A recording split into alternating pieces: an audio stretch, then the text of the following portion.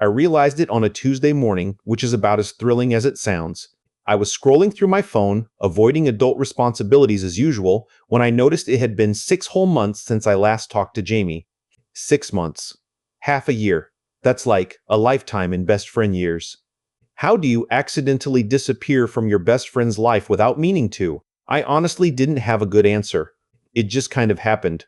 Then, out of nowhere, my phone buzzed with a text from Jamie. It wasn't anything dramatic, just a casual, "Hey, you alive?"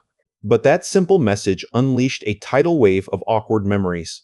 Like the time I bailed on their birthday brunch for a work crisis that might or might not have been real, or how I kept hitting read on their messages and then doing a disappearing act better suited for a magician than a friend. Jamie and I were basically inseparable, once like siblings who voluntarily spent way too much time together. We grew up in this small suburban town where the coffee shops felt like our second homes, and the parks were the backdrop to endless conversations about everything and nothing. When I met Jamie, it was like finding a partner in crime who just got me.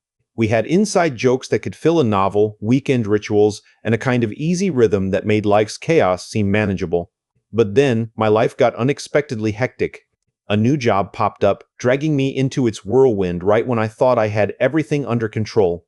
Suddenly, work wasn't just 9 to 5, it was 9 to whenever. Add a pinch of personal stuff, nothing dramatic, just the sort of stress that piles up quietly, and before I knew it, my phone became more of an annoyance than a lifeline. I wanted to respond, really, but each time Jamie reached out, I found myself retreating further, convincing myself I'd have more time, tomorrow or next week. Spoiler, I never did. The silence wasn't planned. There was no grand falling out or screaming match, just a series of small moments slowly snowballing into this giant, awkward chasm. I remember once when I finally typed out a message to Jamie, my thumb hovered over the send button for what felt like hours before I chickened out, scared of what the response might be. Would Jamie be mad, hurt, or just indifferent? Later, when I finally dared to look through some of the messages I'd neglected, I saw the cracks from Jamie's side.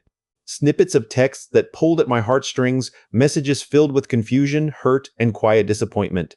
Nothing harsh, just the kind of words that made me realize how much I'd let them down without even meaning to. So there I was, scroll clutching my phone, nerves doing backflips, making the decision that maybe it was time to face the music, time to meet Jamie, and finally clear the air. Was I terrified of how it'd go?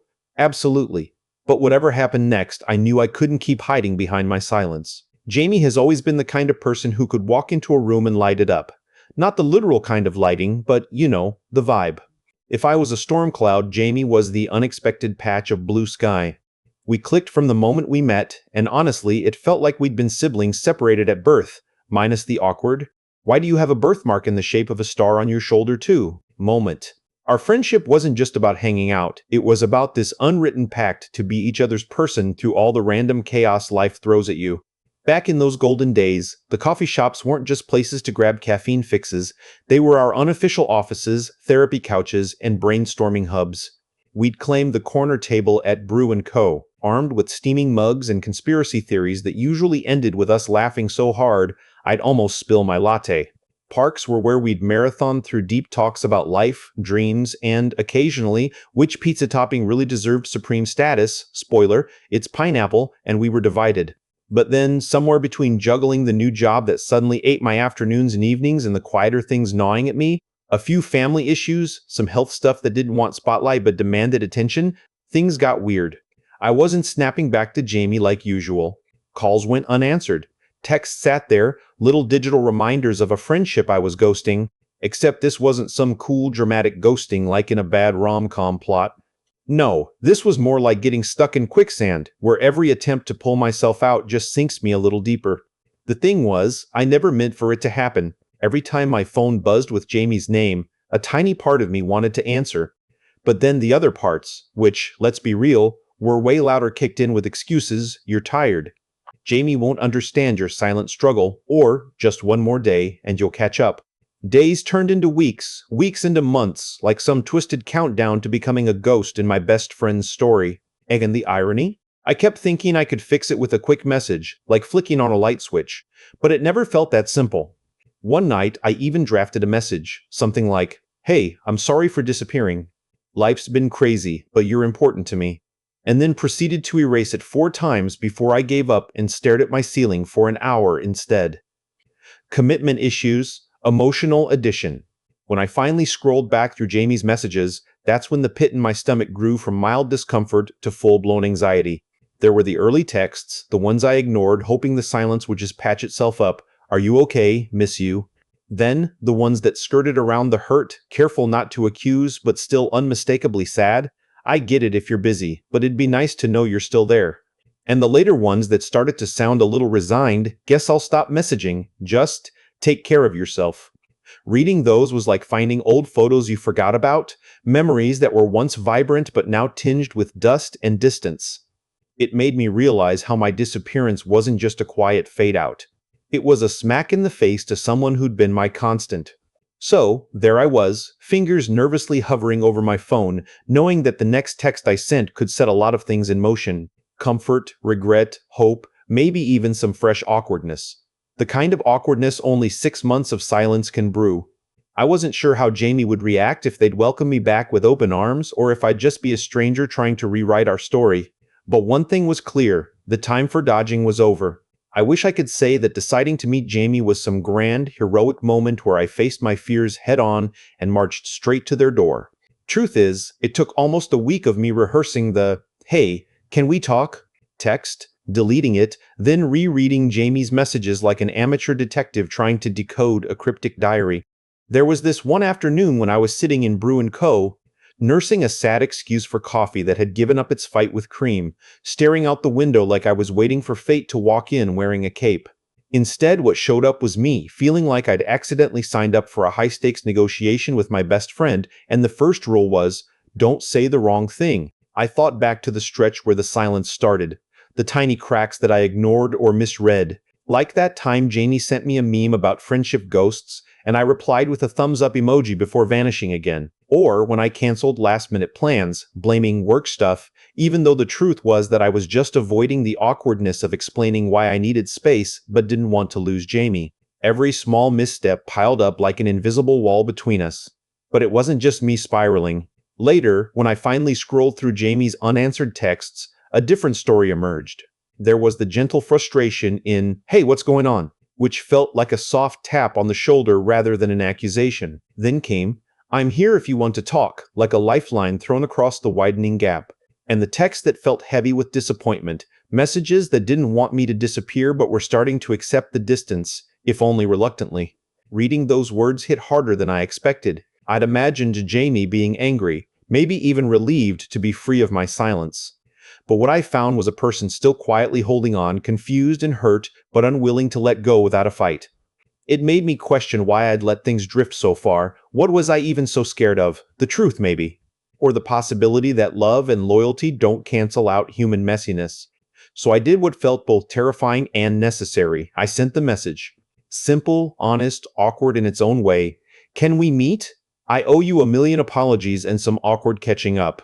Jamie's reply came quicker than I expected. "Yeah, let's talk. When are you free?" That line blinked on my screen and suddenly I was face to face with a decision that no text could soften. Meeting Jamie meant confronting everything. The silence, the hurt, the 6 months of maybe losing a friend. Part of me wanted to chicken out, to pretend my phone broke or I just got lost in some cosmic time warp. But deep down, beneath the knot of fear and regret, I knew this was the moment where I stopped being a ghost and started being a friend again. I picked a day. I chose a coffee shop, Brew & Co., naturally, and I sat there minutes before Jamie arrived, my hands sweating, my mind racing through all the things I wanted to say but feared sounded too needy or too little. Jamie showed up, same curious look they always wore when we met after a break, the kind of look that said, "You can't hide here." We sat down, and it was quiet at first. The kind of quiet weighted with months of unsaid words and hollow spaces. Then Jamie smiled, half small, half hopeful, and broke the ice with, "So, what happened?" I took a deep breath, knowing that this coffee meeting was the first chapter of the story we left untold. And even if it was awkward hell, especially if it was awkward, this was the journey back from the silence I never meant to create. Jamie slid into the booth across from me, that familiar grin playing on their lips, though it held a flicker of something soft or tentative, like a cat sniffing out a door that was, maybe, just maybe, opening again. "Hey," Jamie said, voice low but steady. Hey, I replied, suddenly realizing how much I missed just saying that normally. Like it wasn't some dramatic preamble or a rehearsed apology. For a long moment, we just looked at each other, coffee cups forgotten, the hum of the cafe filling the space where words once flowed nonstop. Then Jamie tilted their head, that same spark showing through. So, 6 months. That's a pretty long nap you took. I laughed. An honest, shaky laugh that felt like it peeled some of the tension away. Yeah, about that. I'm sorry. I don't really have a good excuse. Just, life got messy, and instead of calling, I got silent, and then silent turned into radio silence. Jamie nodded, shoulders relaxing a notch. I kept wondering if I'd done something wrong or if you were just mad at me. But mostly, I was just confused. You ghosted me without even a ghost story. Right, I said, feeling the weight of those words settle across the table. I kept thinking I'd come back with some grand explanation or fix it all with a perfect message, but the truth is, I was scared. Scared you'd be angry or think I didn't care, which obviously wasn't true. Jamie reached for their cup, sipping slowly. You know, I missed you, and it hurt, yeah, but I get it. Life doesn't always wait for us to be ready to keep up.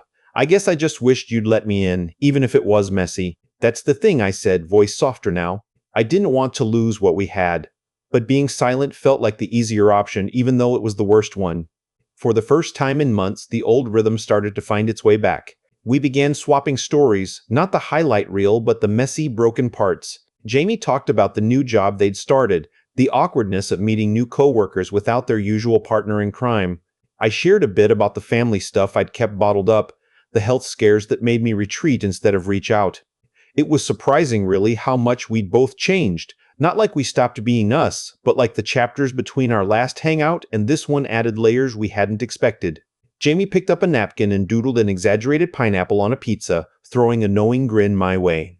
Still team pineapple, huh? Forever, I said, grinning back. The awkwardness melted into something warmer. Friendships stretched and tested, but not broken. We even planned our next get-together, something low-key and just ours, like old times. As we parted ways, stepping out into the late afternoon sun that painted the suburban streets gold, I realized something quiet but powerful. Friendships like ours aren't fragile glass waiting to be shattered by silence or mistakes. They're more like well-worn leather, scratched, stretched, maybe a little faded, but tough enough to survive the kind of accidental disappearances that feel like the end. And maybe the biggest lesson of all was this: sometimes saying, "I'm sorry," isn't about fixing things overnight. It's about showing up, even when it's messy and awkward, ready to find your way back together, one imperfect step at a time.